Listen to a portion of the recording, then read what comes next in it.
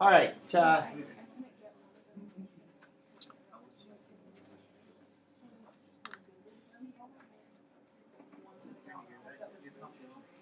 Any problems before number 22 that you had issues with?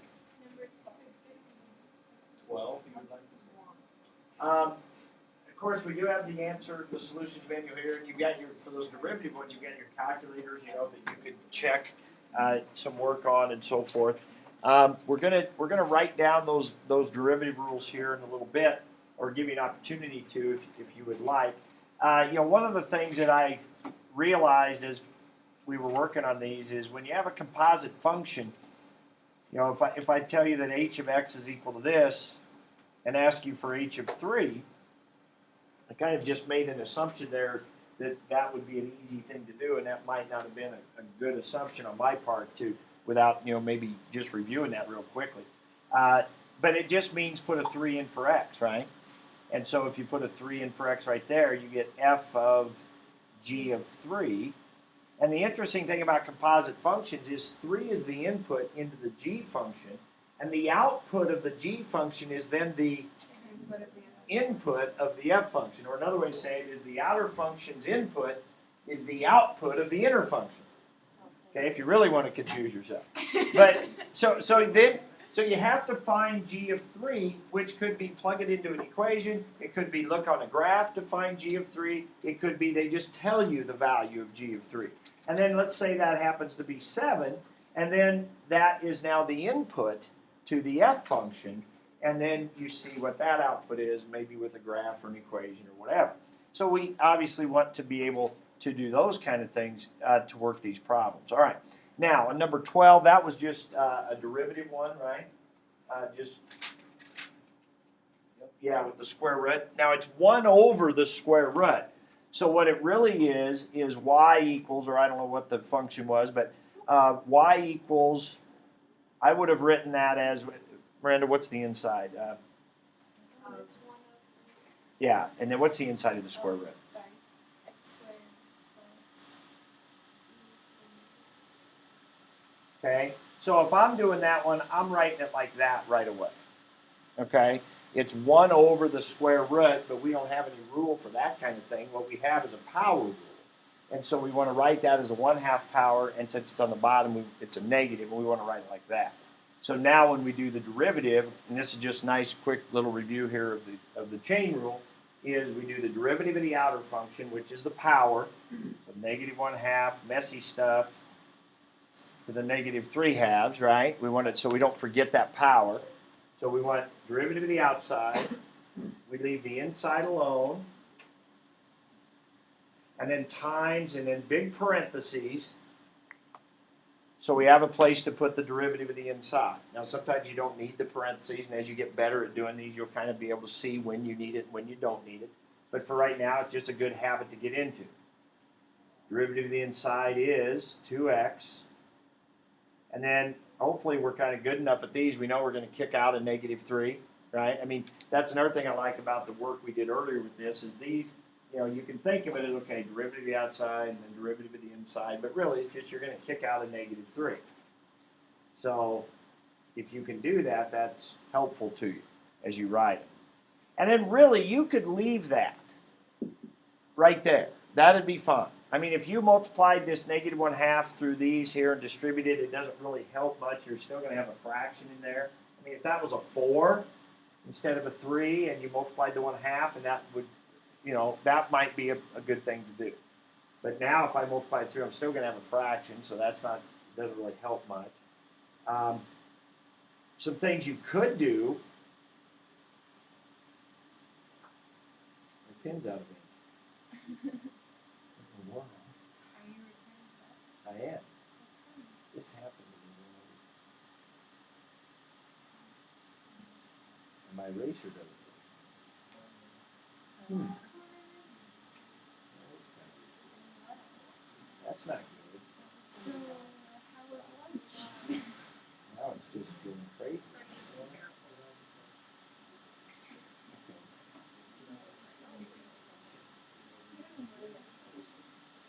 All right.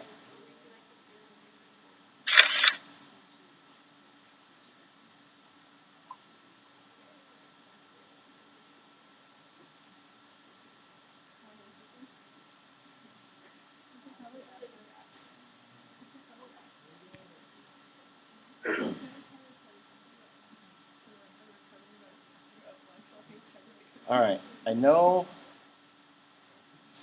somewhere. Oh, look at that.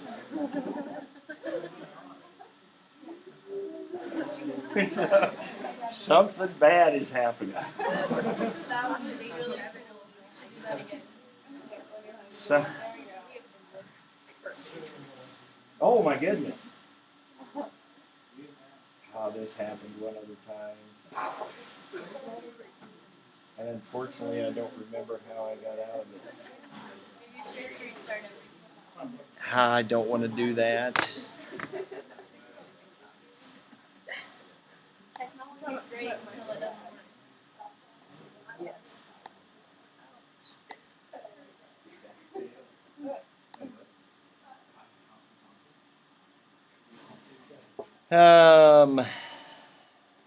No.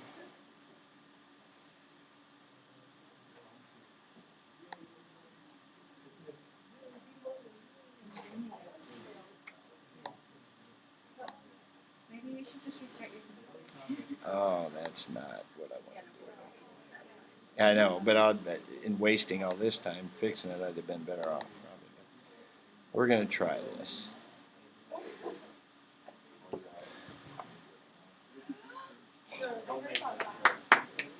All right. So anyway, what was that? Number 12. So we'll just leave it. We'll just leave it the way we have it right there, and that'll be good enough. Okay. So let's take a look at 22. 21, the table one again, and we went. I mean, that's just kind of plugging in values, right? It's h is f of g of x. So if you need h of 1, you just put a 1 in for g of x. It'd be g of 1. Find out. I think it's 4. Then that's f of 4, which comes out to be 3, and then just go from there. All right, 22. Any? You want to see this or some of this? What was the answer? Let me get an answer all the way through. 11, 14, and 17. Was it 11? I worked at last block and got 7. Now I might have done something wrong. Maybe they just didn't say anything, but I got 7. Nobody disagreed with it. All right, let's see what happens here. If we do the derivative of this, it's not bad practice for the quotient rule because you do have to do a quotient rule in there. So maybe if you're getting something else, maybe you didn't do that. But the derivative of the outside would be f prime. We leave the inside alone. And then we do the derivative, we multiply by, big parenthesis, the derivative of the inside. Derivative of the inside needs a quotient rule. Quotient rule is what? Derivative of the top first. So g prime of x times the bottom left alone, which needs parentheses, minus the top left alone, g of x, times the derivative of the bottom, which is 2x, which would not need parentheses, but you could put it. That's what I mean by you kind of start getting the hang of when you might need them, when you don't. Okay? So when I do the derivative of the bottom, it's just a single term, 2x, so it doesn't have to have parentheses around it, but the x squared plus 1 certainly does right here. All right, that's it. So if they want to know, what was the question? Just what's h prime of 1? Okay, so h prime of 1, and this is another classic kind of AP test, multiple choice kind of question where you've got to, they're testing you on a couple things. Do you know the chain rule? Do you know the quotient rule? And then can you plug in and find some value? So now you're just putting numbers in. So g of 1, what was that, 2? G of 1 is 2. And 1 squared, 1 plus 1 is 2, so 2 over 2 is 1, so that's f prime of 1. And f prime of 1 was what, 7? Okay? Now over here, g prime of 1 was what, 4? And then 1 plus 1 is 2, so 4 times 2 is 8. G of 1 we said was 2. 2 times 1 is 2, so 2 times 2 is 4. So this on top is 8 minus 4. Okay, so that'd be 4. And down here we have 1 plus 1 is 2, 2 squared is 4. So 4 over 4 is 1, so 7 times 1 looks like is 7. Okay, so you just put a 1 in for all the x's, and then they gave you all those different values. Or they might have given you a graph, and you have to look up the values. Or they give you an equation, you have to look at, plug them in, whatever. All right? Next one, 26 and 27. Okay, now this takes it just a step further. 26 asks for where is g prime equal to 0? Well, that's a question we've asked many, many times. Local max min, global max min, those are stationary points. Where is the slope 0? That's a very, it's a place of interest for many different applications. Where are the stationary points? So, we do g prime, and that would be what? F prime x squared times 2x, derivative of the inside. And where does that equal 0? Well, what we have here is the zero product property. Now, this always reminds me of the struggles, the many, many struggles I have in Algebra 1B class. One of my toughest ones is we just got done spending about a month on FOIL.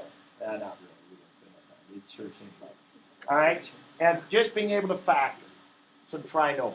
Okay, well, what we're leading up to, and this will come after Christmas, is solving then some quadratic equations, as you guys are well familiar. And why is factoring a good thing? Because if you set it equal to 0, you know that either this equals 0 or this equals 0. But even you guys, as good as you are at these kind of problems, I think sometimes don't really remember why this is such a big deal. It's called the zero product property. Whenever two or more things are multiplied and make 0, what do you know? One of them has to be 0. Now, why is that a big deal? Because 0 is the only number where that works. If two things are multiplied to make 6, does one of them have to be 6? No. Maybe 2 and 3. Right? 0 is the only number where that is true.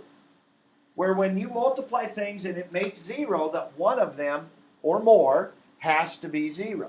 Okay, and so because I've done that in calc classes, given algebra review problems where I give you something like this, x plus 2, x minus 3 equals 6, and I've had calc students set those each equal to 6.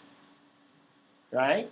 X plus 2 equals 6, x minus 3 equals 6, and solve them. And you can't do that, of course, right? Because that only works if it's equal to 0. All right? So, zero product property. Well, that's what we have here. We've got two things multiplied to make 0. So either f prime of x squared equals 0 or 2x equals 0. Well, this one's easy. That would be when x is 0. And what about this one? Now, they gave you a graph, I believe, right? Now, here's the key to this. You've got to ignore the x squared for a minute. This thing in red, we just need to think of as the input. Because if I ask you this question, when does f prime of x equal 0 on that graph? A lot of times I just ask you this question. I don't even put the input in there. We just really think about it. When is f prime 0? So look at the f graph right now and answer that for me. When is f prime 0? When, okay, x equals 2. Now, when you say that, when you said there, it's when x equals 2, you were assuming we were dealing with this, right? What we probably should say is the f function has a slope of 0 when its input is 2, right? Let's get away from x and let's just say its input. On that f graph, f prime is 0 when its input is 2. So now come back to this. This is saying, when is f prime 0? When its input, the red thing, is 2. Well, when will the red thing be 2? When x is plus or minus root 2, right? If you put a root 2 in here for x, square it, you'll get 2, and this will say f prime of 2 is 0, which is the case. But also a negative root 2. Or probably, if you want a way of just how am I supposed to work this out, you do this. You say, okay, f prime is 0 when its input is 2. Its input is x squared. So it's going to be when x squared is equal to 2. And then we square root both sides, and we get plus or minus root 2. And so there's our three stationary points right there for number 26. Then, number 20, and we're going to get to see that again in 31, okay? Number 27. So the difficulty you had in 31 kind of stems back from this as well. 27 just said what? Is G increasing? Is that what it was? When X is -1. Well, there, all we need is to know what G prime is at -1, right? So 27 is actually easier than 26 by a long way, right? All we need to do is plug a -1 in, right? So all we need is G prime at -1. So we put a -1 in here, that'd be a 1. So what's F prime of 1? Look at the F graph. It's negative, isn't it? You can estimate what it is, but I don't even think we even care. We just want to know if this is positive or negative. So that's negative. If you put a -1 in here for X, you get 2 times -1, which is negative. Negative times a negative is positive. So since G prime is positive, G has to be increasing straight off the chart. G prime is positive, G has to be increasing. And that's all you do. So that's just a plug-in one. So that was a little easier than 27. Okay, how about 31 then? I know some of you had some questions on 31. 30 is more of just a plug in some numbers. 32 is really just, 30 is a lot like 27. 32 is a lot like 21 was, where you're just plugging in some value. Okay, but 31 was a little trickier because they asked for stationary points again. So we need to, I think I actually have a graph of this right here. Okay, so on 31, H prime is what? H prime of X is F prime of G of X times G prime of X, right? And we want to know when that equals 0. So again, zero product property. Either F prime of G of X equals 0, or G prime of X equals 0. One of those two things has to be true. Let's do the easy one here. When does G prime equal 0? That would be there and about there. So when X is -1.5 and 2.5. Right? That's when G prime would be 0. Okay, what about this one?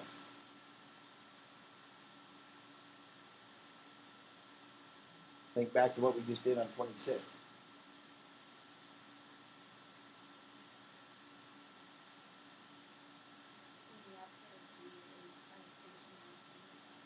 And the stationary points of F would be there and there. And it's hard to tell. I don't think I would include that one because we can't really see that. I mean, it looks like it's kind of getting flat, but I would just go with these.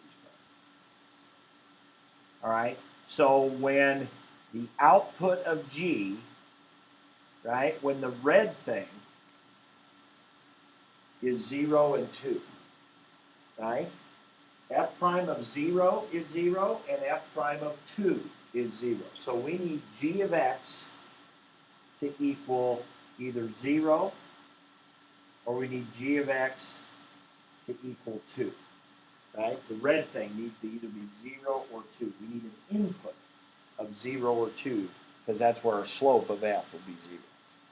Okay, well, when does G equal 0? Well, that's when its output over here is 0. So that looks like 3 places. So it looks like at -4, at 1, and at 5. -4, 1, and 5. Right? Because that's where G would be 0.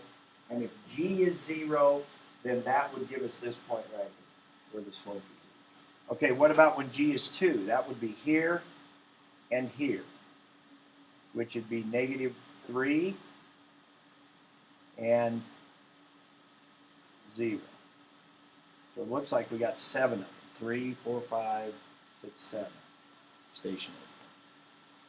Okay? So you really got to, you got to really use not only your chain rule knowledge, but then stuff with the chart and, well, not really the chart so much, but where the slope is 0, and then work with composite functions a little bit. Okay?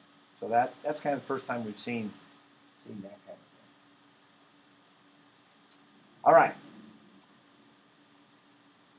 Let's move ahead. Oops.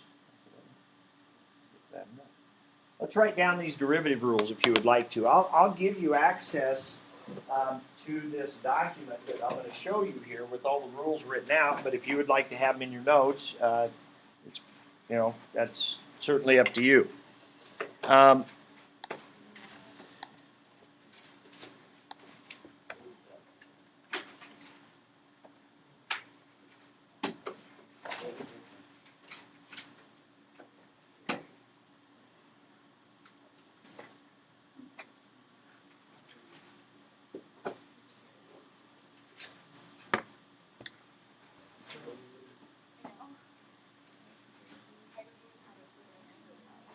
All right.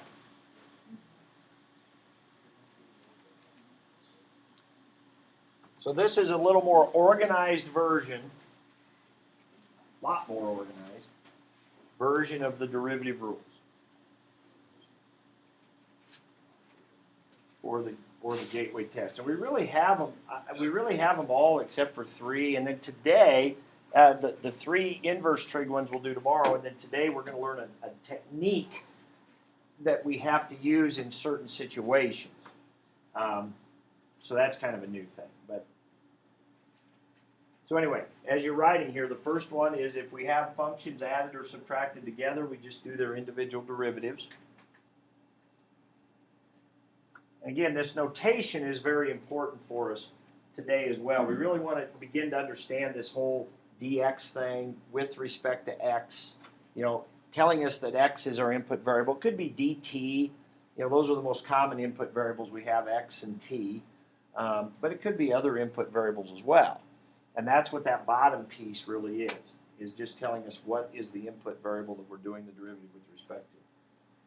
We have the rule where you have a constant out in front.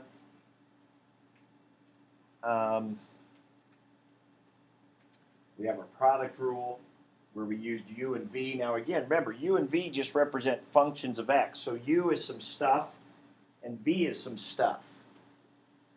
By stuff, we mean a bunch of x's. Sine x, e to the 3x, x squared minus sine x, or whatever. It's just a bunch of x's. And then the quotient rule. So it's kind of like u and v are the outputs, right? If you had x squared plus sine x on the inside of something, that would be the u. So it's like u equals x squared plus sine x. So, all right, move it up one here, and then there's our chain rule.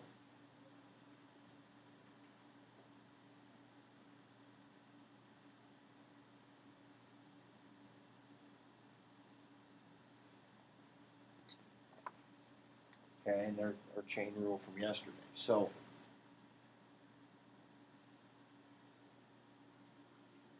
those rules right there, to be honest with you, that pretty much summarizes everything we need as far as what do you do if functions have been combined together.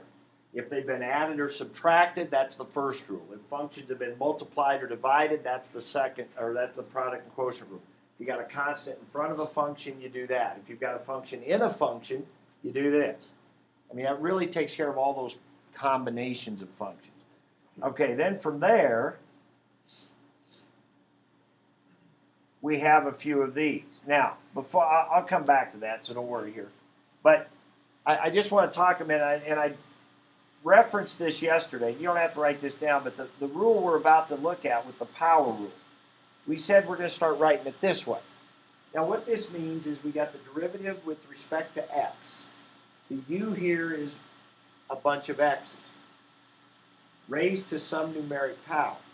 So what we've said is, because we learned about the chain rule, is we bring the power down in front, we drop the power by 1, we leave the u, the inside stuff, alone, and we tack on the u prime, which is just chain rule. That's just saying that the stuff that you're raising to the power, you got to tack on the derivative of that stuff. Okay? And that's some unknown thing, and that's just, we call that u prime. Okay, we're going to come back and deal with that here on our new thing later, so that's why I wanted to make that connection. All right, so back to this. So there's our power rule. Here's our e to the u rule.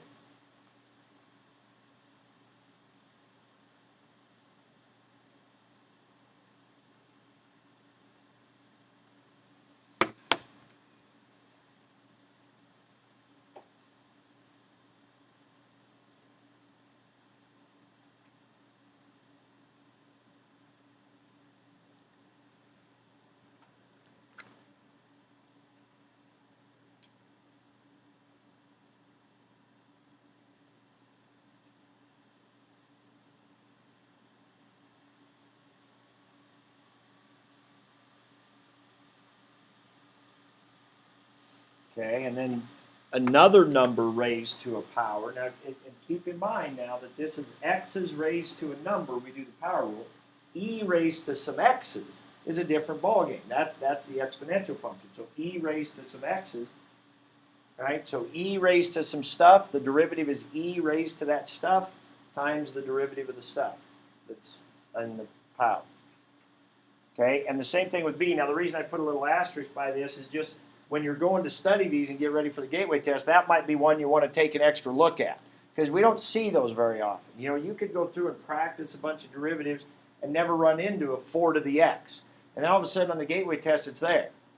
So some of these you don't see as often. You want to make sure and really look those over, make sure you know those. Okay, I've seen that happen on the gateway test where somebody gets a 6 out of 10 and they fail it, and so then they come back and they get a 7 out of 10 and they're all ready. They think the third one's going to be the one. Well, the third one has a 4 to the x on it, or a log base 6, and the first two didn't have any of those on it. And so, but they didn't go back and kind of restudy the rules, and then all of a sudden they don't get the next one because they didn't study those. So that's why I put those stars by those. Okay? All right, and there's the log rules. Okay, natural log of some stuff is 1 over that stuff times the derivative of the inside stuff. And then log of another base, you do the same thing, but you have 1 over ln of the base.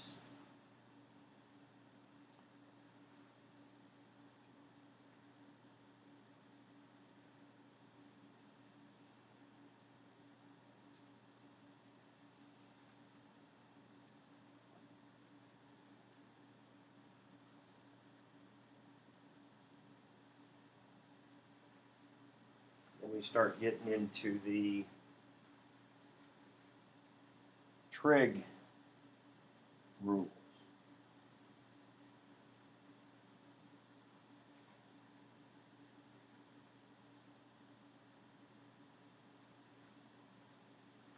Sine and cosine.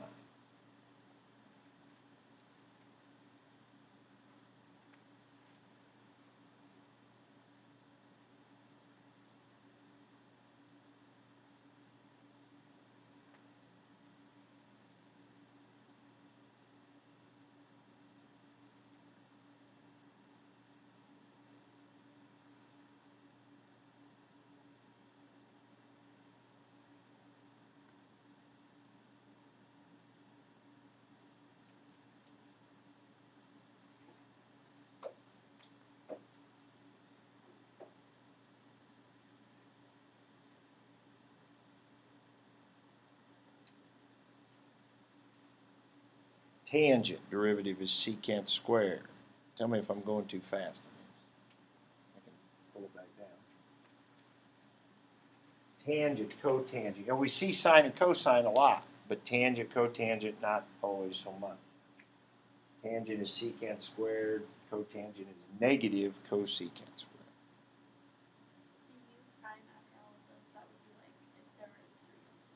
That's right. The u prime at the end is simply, we rarely see tangent x in a problem. It's usually tangent of 2x or tangent of x squared or tangent of something, right? Especially derivative problems. So, yes, so that's why we're writing the rules this way. The u prime is just, all that is derivative of the inside.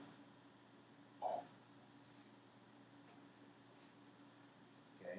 So, I rarely say anymore the derivative of e to the x is e to the x. I usually say, now remember the rule for e to something, the derivative of e to something is e to the something times the derivative of the something.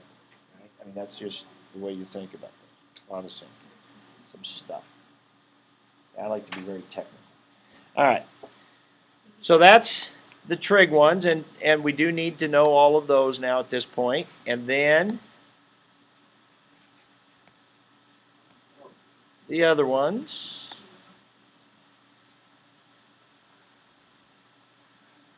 Okay, just those two really are all we need. This arc sine, that's what we'll talk about tomorrow, so you don't have to worry about that one right now. But just secant and cosecant.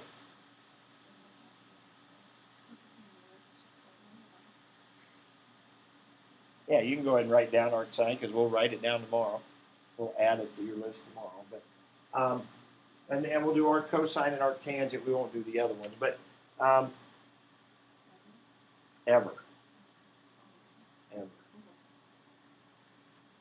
All right, so secant derivative is secant times tangent, and cosecant is negative cosecant times cotangent. That would be so perfect if we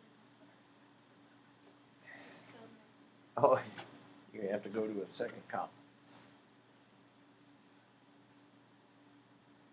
All right, so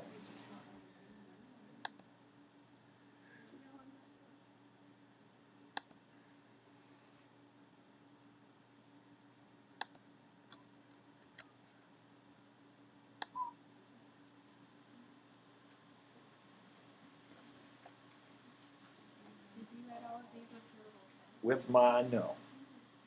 I think I just wrote them out by hand and scanned it in. All right, we got them? E squared times. All right, so like I said, there's just 3 to add with the arc sine, arc cosine, arc tangent are the only 3 we'll add, and we'll add those in tomorrow. Today what we want to do is we want to go through, and this will be section 3.3, we want to go through and learn a technique for finding y prime that is needed in special situations. Okay, and so we want to talk about what those situations are. And it's somewhat related to what we just said up here. All right, so I want to introduce this with a couple of just ideas and thoughts here to hopefully help this make some sense to you. Now, if you want to write this down, you can, but it's going to be kind of some random stuff. We're going to be kind of jumping around here, so I'm not sure how much sense it'll make as you write it down. You can attempt to, but that's just my warning. First of all, I just want to start with this statement right here that I think we've all seen many times before, and we understand that y and f of x are kind of the same thing. They're outputs. You know, if you got an xy coordinate, it's kind of like x f of x. F of x is the output, right? So those are very similar. But if I write, well, let me just throw this at you and see what you think of this. If I ask you, based on the work that we've been doing here, to do this derivative right here, I think you guys would be really good with that. Matter of fact, why don't you do it right now? Do the derivative of that and write out what you think it is.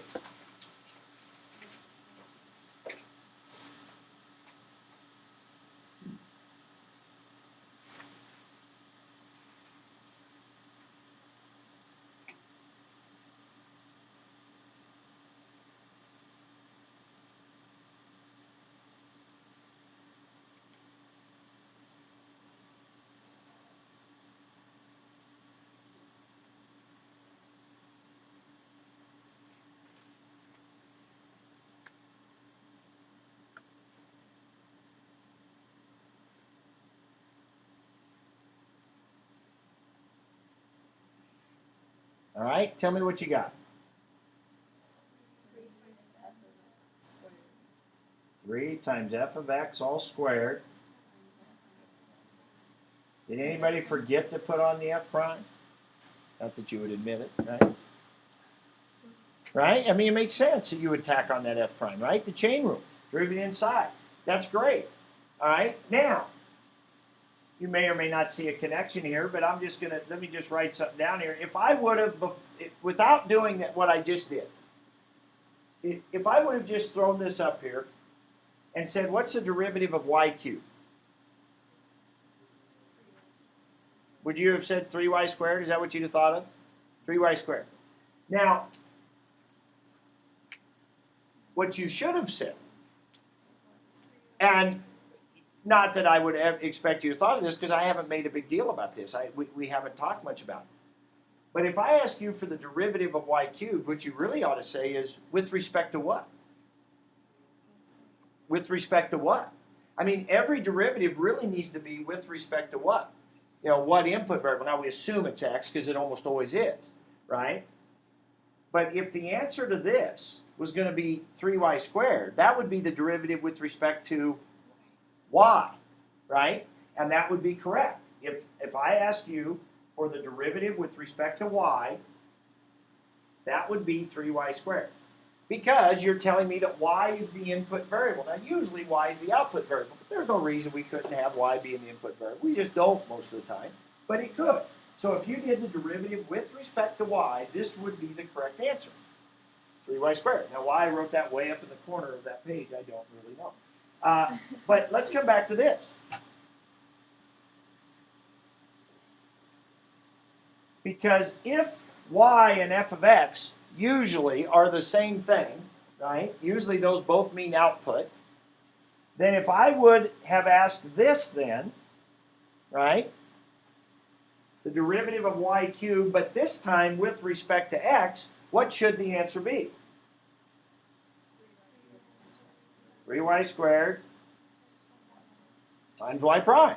It's exactly what it should be. If this is right, and we all felt good about that, then this should absolutely be right. And it turns out it is. It turns out it is. Because the y, now see, the f of x looks like it's on the inside, right? I mean, it just looks like it's an inside. So we feel like we should tack on the derivative of the inside. But the y doesn't look like it's an inside. We have to remember that it's like this u. Remember the u is like some stuff? So we had to tack on the derivative of that stuff. This was some stuff raised to a power. Well, that's what this is. Why is it this way? Because of this x right here. This x is all important right here. This is telling us that x is the input variable. So what that means is y is the output variable. Y is a bunch of x's. Y is some stuff. Maybe it's x squared plus sine x. Maybe that's what y is. So what we have is some stuff cubed. So we got to take 3 times the stuff squared times the derivative of the stuff. We got to tack on that y prime. Okay, so I'm trying to lay a foundation of why when we do a problem like this, we have to tack on that y prime. It's related to having to tack on the u prime. Okay, now let's come back to this one we did here. We said, that thing I squeezed way up in the corner for some reason. We said that's just 3y squared. Now you might say, hell, I think we should tack on the y prime. Well, in this case, what is y prime with respect to y? What's the derivative of y with respect to y? No, well, okay, I'm sorry, that was confusing. Let's come, this is why I left so much room. Okay, we've used this notation right here, y prime. The same, that is equivalent to saying this, right? We haven't used that very much, but we've used it some. All right, this means the same thing as this. dy over dx means y prime. It means derivative of y with respect to x. When I do this problem, when I do the derivative of x cubed and write 3x squared, do I ever tack on an x prime? No, we never have. You know why? Because what's the derivative of x? 1. So could we have tacked on a y prime? Yes, because x prime is nothing more than the derivative of x with respect to x. Right? If y prime is dy over dx, then x prime would be dx over dx. Because remember, we're talking about with respect to x. We rarely do a problem where it's with respect to y. Right? But if we were, look at this. X prime is just dx over dx. That's just 1. So could you tack on an x prime? Sure, but it's just 1. So there's no need to. Well, the same thing would be true over here. If we're doing it with respect to y, then what's y prime? Y prime is dy over dy. Oops. Said y. I wrote t. What's dy over dy? Just 1. So in this case, the y prime is just a 1. So we wouldn't write it. Okay? But in this one back here, it's with respect to x. So the derivative of y is dy over dx, which is y prime. Okay? Now we'll also see, there'll be times where we'll do derivative with respect to t, right? So if I had t cubed, derivative with respect to t, that's 3t squared. We don't tack on a t prime. I mean, we could, but it'd be dt over dt. Just be 1. Okay? So we don't need it. All right? But the problems we're going to be doing are going to be problems that are going to have y's in them, and we're going to have to tack on a y prime. Okay? As we did right back here. Okay? So there's 2 ways to remember this. One way to remember it is try to remember this whole idea of the u's and the stuff, and the y is the output variable, right? It doesn't match the input variable here. And that's the stuff, so we do y cubed, we get 3y squared, we got to tack on the derivative of the stuff. That's one way to remember. Another way to remember it is this. When you get into one of these problems that have x's and y's in it, and you do the derivative of a y, tack on a y prime. If you do a derivative with something that's got a y in it, tack on a y prime. If you remember that, you should be good. Okay? Now let's work some problems where we see this so we can see the process. Okay? Right here. So write this down. Why do we need to do this? When will this ever come up? Right? Here's a situation. Most of the time in calculus we deal in functions. Most of the time. But here is a parabola that is not a function. It clearly has some slopes, so the derivative would be applicable here. And here's the equation of that parabola. All right? Now, I've picked a couple of simple examples first to show you two ways to do it. And then I'm going to show you an example where we don't have a choice and we have to do it with this new technique. So that's why we have to learn. Okay, so our goal here is to find y prime at x equals 4. That's what we're trying to do here. Find the derivative, find the slope at x equals 4, which in this parabola would be right here. And this would be the point 4, 2. And this would be the point 4, negative 2. And we would like to find the slopes of this, oops, totally missed that. Find the slopes of that graph.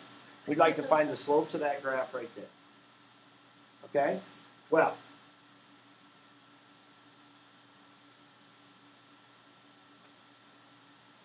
if I had just given this to you at the beginning of the period and said find y prime and given you this equation, what would you have done?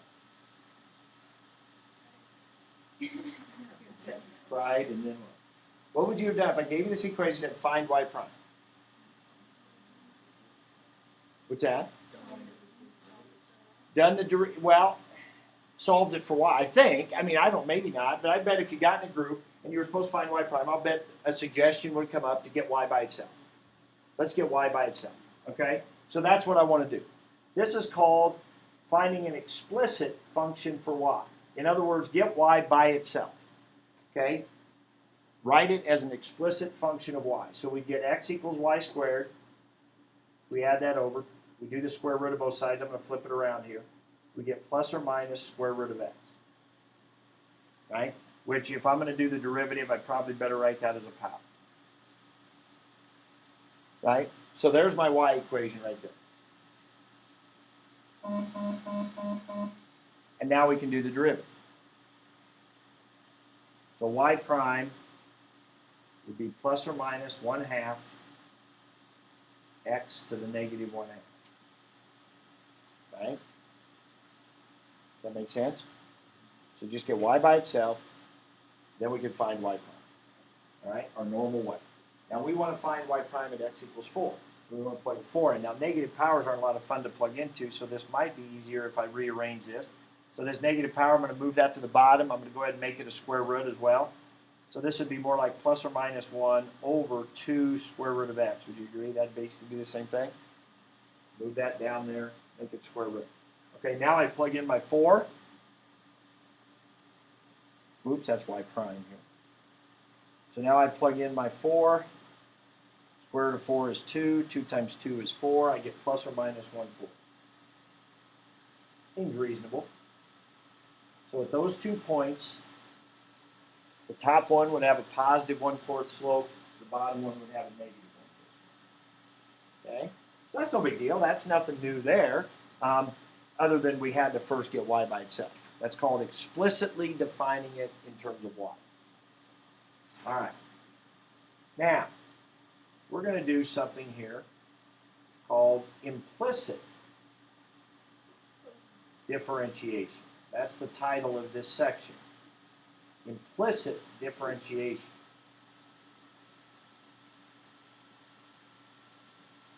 Okay? Differentiation. Now, what that means, that just means to do the derivative. Okay, I can tell you, take the derivative of y, or take the derivative of this function, but I can also say differentiate this function. It's saying the same thing. To do the derivative is to differentiate. Okay, so implicit differentiation. What that really means is, take, and Cody kind of said this, was on the track of it anyway, take the derivative of both sides with respect to x. That's what this really means. Take the derivative of both sides with respect to x. Now, don't write this part down. I just want to show you that really, we've been doing that. I just haven't been technical about it and said it this way. When I give you this problem here, y equals x squared plus sine x, and we do the derivative, what we've done is we just write y prime. What we're really doing is we're doing the derivative of both sides with respect to x. So what we're doing is we're saying, okay, let's do the derivative of this side with respect to x, and let's do the derivative of this side with respect to x. Now, what's the derivative of this side with respect to x? Cosine x. What's the derivative of y with respect to x? That's dy dx, or y prime, right? So we've just always written y and then say do the derivative, and we wrote y prime. Didn't really think about it. But what we really did is did the derivative of both sides with respect to x. But the derivative of y with respect to x is dy dx, or y prime.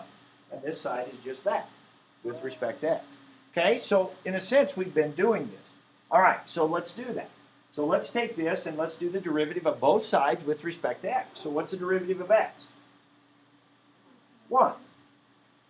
What's the derivative of y squared? 2y times y prime. Whenever you take the derivative of something with a y in it, tack on a y prime. But the reason you're doing that is the y is a function of x. Look, we got it right here. Y is like that u. It's some stuff. Y is this. We solved it over here. So y represents some x's. So when we do the derivative, it's like some stuff squared is what we have here. So we bring down the 2, leave the stuff alone, tack on the derivative of the stuff. That's why we're doing it. But if you just want to remember it easier, whenever you do the derivative that's got a y in it, one of these xy mixture problems, they got x's and y's in them, you do the derivative of y, tack on a y prime. You would find, what's the derivative of sine of y? Cosine of y times y prime. Yeah, now we don't want to change the inside, right? It wouldn't be cosine of y prime. Derivative of sine of y would be cosine of y times y prime. Tack on a y prime. E to the y would be e to the y times y prime. Right? There you go.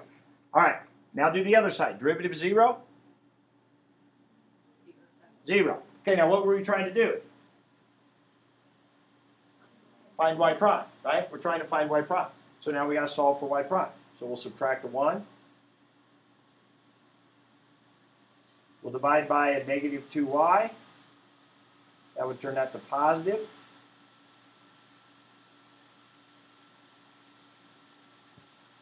Right? We got it. Now it looks different than what we had here. But if you look closely at it, I think you can tell it is the same. Because right here we have a y down at the bottom next to the 2. Well, y we said was plus or minus root x, and look what's down here next to the 2. Plus or minus and a root x. This and this look like they're the same. Now, we wanted to know when x was 4. Well, unfortunately, we don't have an x to plug into. Well, when x is 4, what's the y? 2 or negative 2. So if we plug a 2 in for y, we get 1/4. We plug a negative 2 in for y, we get negative 1/4. Sure enough, our slopes are plus or minus 1/4, which is the same thing we had over here. And if you look at the red, it was a little easier, actually. Once you get the hang of what you're doing with this, sometimes it actually saves you some time. Okay? All right. You guys try that one. Do implicit differentiation on this one. Don't try to get the y by itself. Don't get the y by itself. Just do what we just did on the last problem.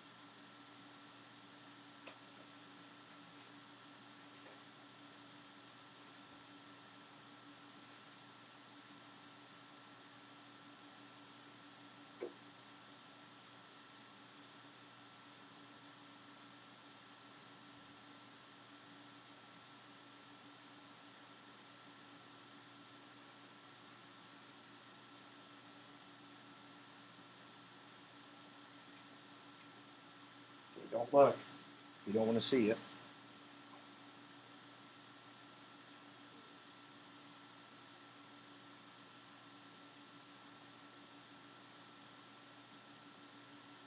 Okay, if you want to see the first step, I've got it there in red. Right? We wouldn't put an x prime. Why? Because what's x prime? X prime is 1. Because it's with respect to x. So x prime is just dx over dx, which is 1. But y prime is dy over dx. It's important. It needs to be there. Whenever you do a derivative with a y, you tack on a y prime. What would be the derivative of 7y? 7 y prime, right? Because 7 is a derivative of 7y, then like 7x, the derivative is 7. So 7y, the derivative is 7, then tack on a y prime. So it'll be 7y prime. Okay, anyway, now we got to get the y prime by itself. Right? Because remember, that's what we're trying to do, is we're trying to find y prime. Divide by 2 would cancel. Divide by y. We end up with that. Now in the blue over here, I went ahead and did it explicitly. Right? I went ahead and got the y by itself. And did the square root. And wrote it to the 1/2 power. Brought the 1/2 down in front, dropped that to a negative 1/2, tacked on the derivative inside the negative 2x. Simplified the 2 and the 1/2. The negative times a plus minus is still a plus minus. And then move that down to the bottom and then, whatever. I mean, that's fairly messy. That's not too bad. But it's got both x's and y's in it, but that's okay. This, by the way, is a unit circle. X squared plus y squared equals 1. Okay? So we could find slopes at various points along the way there. Like, for example, right here at 1, 0. At the point 1, 0 right here. Put a 1 in for x, 0 in for y, be undefined. Oh, yeah, it's a vertical tangent right there. Slope's undefined. Okay? We could do that. All right, we're going to practice one more, because this is one that will potentially be could be on the gateway test. There is going to be one of these on the gateway, at most 2. Okay, the rest of them will all be just these regular derivatives that we do. All right? This one right here. Now, if you've got your book open, there's a picture of this on page 178. Down at the bottom, it's a kind of a tilted ellipse. The graph of this is a tilted ellipse, so it does have slopes and so forth. Now, I'm going to give you a hint here. This middle term. Anybody got a thought of what's going to happen when you go to do that derivative?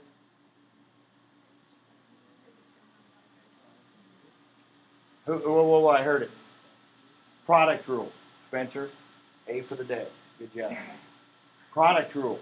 Because what you have, remember, y is a function. Y is some stuff. Now here's what I would do so you don't lose track of this negative.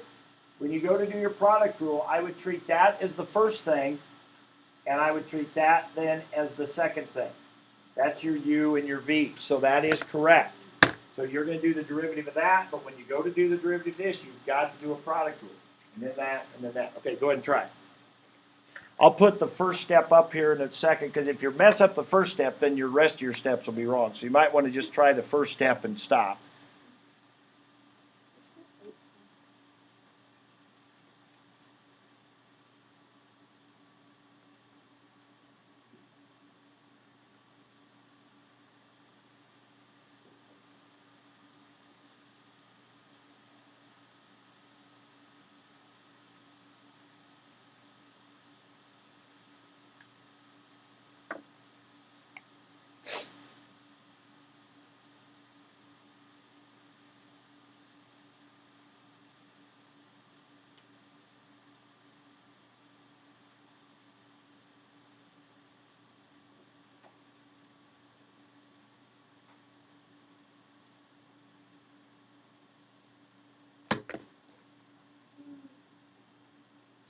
All right, if you're ready to look on the first step, I'll put it up here.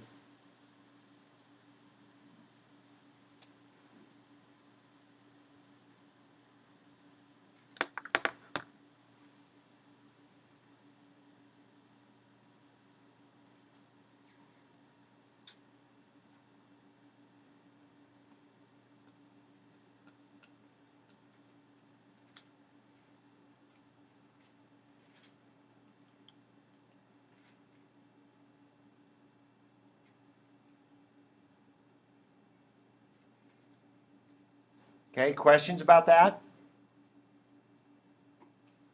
We okay with the product rule part? Okay, derivative of 5x squared is 10x. On the product rule, we do the derivative of the first, negative 6x. The derivative would be negative 6. We leave the y alone. Right? That's what product rule says. Plus, we leave the negative 6x alone. And that's why I like putting the negative with it. Then you have to worry about distributing that negative through there. It just shows up in both places, which it needs to. So you leave the negative 6x alone, you do the derivative of y. What's the derivative of y? Y prime. 1 y prime, if you're thinking it that way, but the derivative of y is y prime. So that's where the y prime comes. Plus, the derivative of 5y squared is 10y y prime. When you're doing the derivative of a y, you tack on a y prime.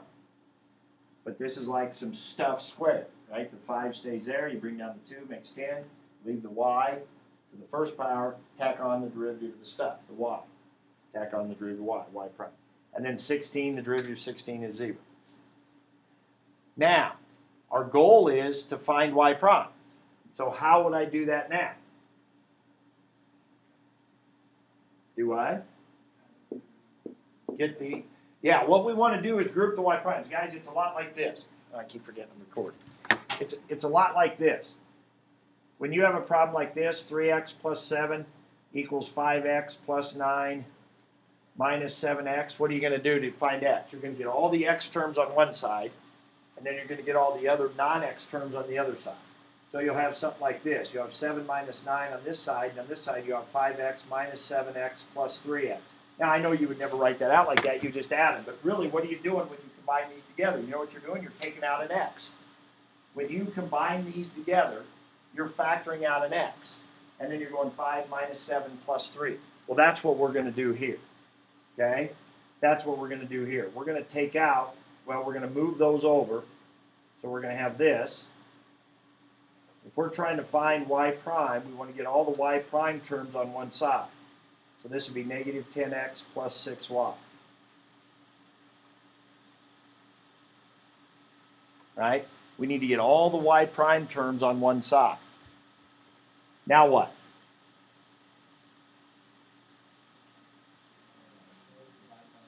Well, not divide yet. Take out a y prime. That's why we got them over there. We're going to take out a y prime. So now we have, whoops, not equals. So we have y prime, parentheses, negative 6x plus 10y. And over here we have negative 10x plus 6y. Right? I factored out a y prime. Now what can I do? Now I can divide. by that quantity. So I have negative 10x plus 6y over negative 6x plus 10y. Now we're not really quite done there, okay? But I mean, for the most important part we are, all right? The problems you do on the gateway and most of the problems on the homework that you do are going to be very similar to this. Be wary of that product rule kind of thing, or maybe a quotient rule, where you gather the y prime terms on one side, and by gathering them to one side, you can then factor out, and that's how you can get y prime by itself. But what could we do to simplify this? Take out what do we take out of there? A 2, right? We can factor 2 out of the top and factor 2 out of the bottom. If we factor 2 out of both those, we can cancel. Okay, that's when you want to do factoring also, is when you can cancel something. So if we take out a 2, on top we'd have negative 5x plus 3y, because you can only cancel factors. You can't cancel these 6s, you can't cancel those 10s, but what you do is take out factors and cancel those. So you take out a 2 on top and bottom and then cancel. So you'd have negative 3x plus 5y. So that would actually be your simplified version. And there's your y prime. Okay? So if we had a point on that ellipse that we wanted the slope, say the point 1, 2, put a 1 in for x, a 2 in for y, and that would tell us the slope on that ellipse. So that's called implicit differentiation, when you have a mixture of x and y's, because, you know, and I failed to say this at the beginning, the first 2 problems we did, we got the y by itself and just did derivative our normal way. So you're like, why don't we just do that all the time? You can't get the y by itself here. Some equations that are not functions, you can't even get the y by itself. So you have no choice but to do this. Okay, and this would be an example of that. All right, here's your homework. Section 3.3, there's not a lot of them, and there won't be very many on the gateway. Like I said, 1, 2 at the very most. It's called implicit differentiation. It's not something we run into a lot, but we do have to do it from time to time. There will be some stuff in Chapter 4 where we will have to do this. Okay? So Section 3.3, your book's not really, just doesn't have a lot of questions there. And so you can make up your own. I mean, they're pretty easy, just like that last problem. Just write down a mixture of x's and y's and put in a sine y and an x cubed and whatever. You can just make them up and practice in that one. But anyway, so we're going to do that. And then also, page 195, practice. Pick out some problems. Remember that page I showed you had all those problems? On page 195, now we'll probably only go up to about 59. I think after number 59 on that page, it gets into some stuff we're not going to worry about. Okay? So, let's say that's roughly 60 problems. We have about 6 days till the gateway test. So if you do 10 a day, right? Pick out 10. You don't necessarily have to go in order, whatever, but pick out 10 a day from page 195 to practice would not be a bad idea. We'll also have the website to go on and review and stuff like that. You also have other things. Well, tomorrow we'll do section 4, and that's really about the last new thing we do of regular homework. And so on Friday and Monday, your assignment is just practice, website practice, stuff like that. Now, we are going to talk tomorrow about the group paper, and so you are going to be working on that a little bit. But that deadline is beyond the gateway test. That's not due probably till the end of next week, on Friday. We'll talk about how that's going to work.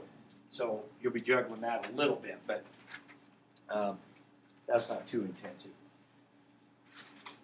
All right, so there's your homework. I would say do 3.3 and then try to get in maybe 10 problems off page 195.